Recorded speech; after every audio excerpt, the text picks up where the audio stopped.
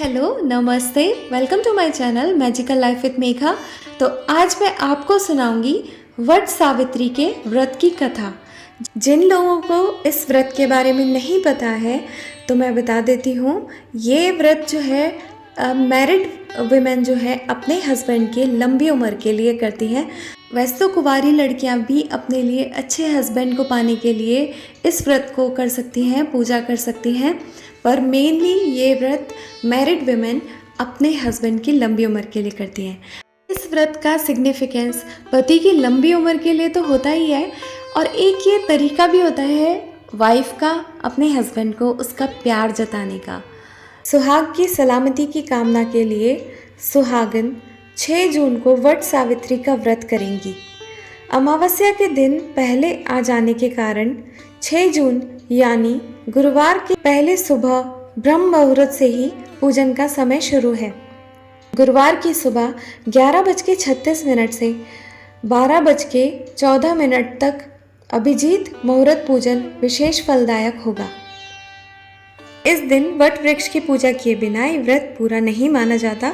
धार्मिक मान्यताओं के अनुसार इसमें ब्रह्मा, विष्णु, महेश तीनों देवों का वास होता है, इसलिए व्रत रखने वाली महिलाओं को तीनों देवताओं का आशीर्वाद मिलता है। वट सावित्री व्रत कथा।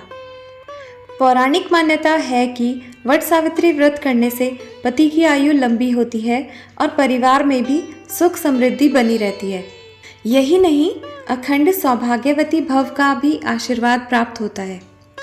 ऐसा इसलिए होता है क्योंकि इस दिन से जुड़ी पौराणिक कथा प्रचलित है।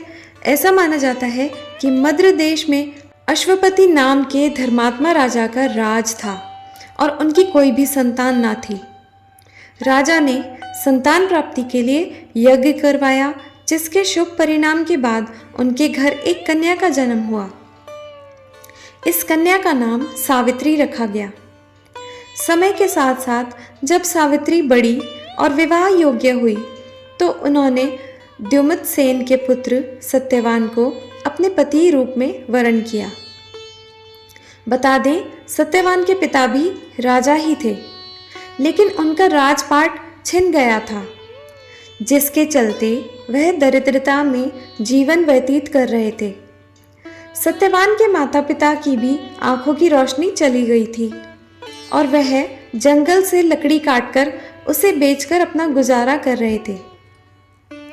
वहीं जब सावित्री और सत्यवान के विवाह की बात चली, तब नारद मुनि ने सावित्री के पिता राजा अश्वपति को बताया कि सत्यवान अल्पायु है और विवाह के 1 वर्ष पश्चात ही उनकी मृत्यु हो जाएगी। नारद मुनि की बात सुनकर सावित्री के पिता ने उन्हें समझाने का बहुत प्रयास किया, लेकिन वह नहीं मानी। अंत में सावित्री का सत्यवान से विवाह हो गया। शादी के बाद सावित्री अपने सास ससुर और पति की सेवा में लग गई।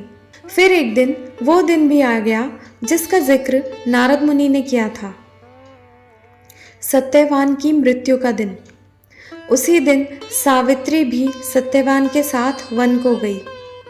वन में सत्यवान लकड़ी काटने के लिए जैसे ही पेड़ पर चढ़ने लगा, उसके सर में असहनीय पीड़ा होने लगी, तो वह सावित्री की गोद में सर रखकर लेट गया।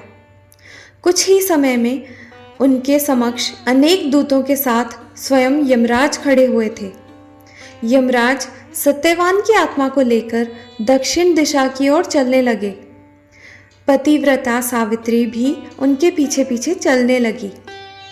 आगे जाकर यमराज ने सावित्री से कहा, हे पतिव्रता नारी, जहाँ तक मनुष्य साथ दे सकता है तुमने अपने पति का साथ दे दिया, अब तुम लौट जाओ।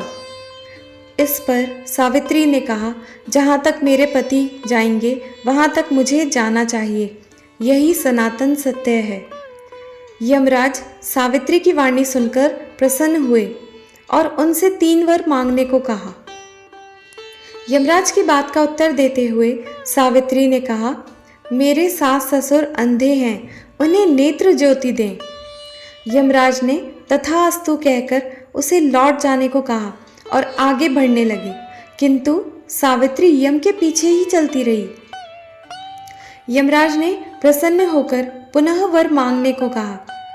सावित्री ने वर मांगा, मेरे ससुर का खोया हुआ राज्य उन्हें वापस मिल जाए। इसके बाद सावित्री ने यमदेव से वर मांगा, मैं सत्यवान के 100 पुत्रों की माँ बनना चाहती हूँ, कृपा कर आप मुझे यह वरदान दें। सावित्री की पति भक्ति से प्रसन्न हो सावित्री को तथास्तु कहा। जिसके बाद सावित्री ने कहा कि मेरे पति के प्राण तो आप लेकर जा रहे हैं, तो आपके पुत्र प्राप्ति का वरदान कैसे पूरा होगा। तब यमदेव ने अंतिम वरदान को देते हुए सत्यवान की जीवात्मा को पाश से मुक्त कर दिया। सावित्री पुनः उसी वटवृक्ष पे लौटी तो उन्होंने पाया कि वटवृक्ष के नीचे पड़े सत्यवान के मृत शरीर में जीव का संचार हो रहा है। कुछ देर में सत्यवान उठकर बैठ गया। उधर सत्यवान के माता पिता की आंखें भी ठीक हो गईं, उनका खोया हुआ राज्य भी उन्हें वापस मिल गया। हे प्रभु, आपसे हमारी यही विनती है कि जैसे आपने सावित्री की विनती सुनी, उसकी मनोकामना को पूरा किया, उसके पति की लंबी आयु की, उसे जीवित कर दिया, इसी तरह जो भी स्त्री आपकी सच्चे दिल से आराधना करती है, पूजा करती है, व्रत रखती है, उसकी सभी मनोकामनाएं, सभी इच्छाएं पूर्ण करें।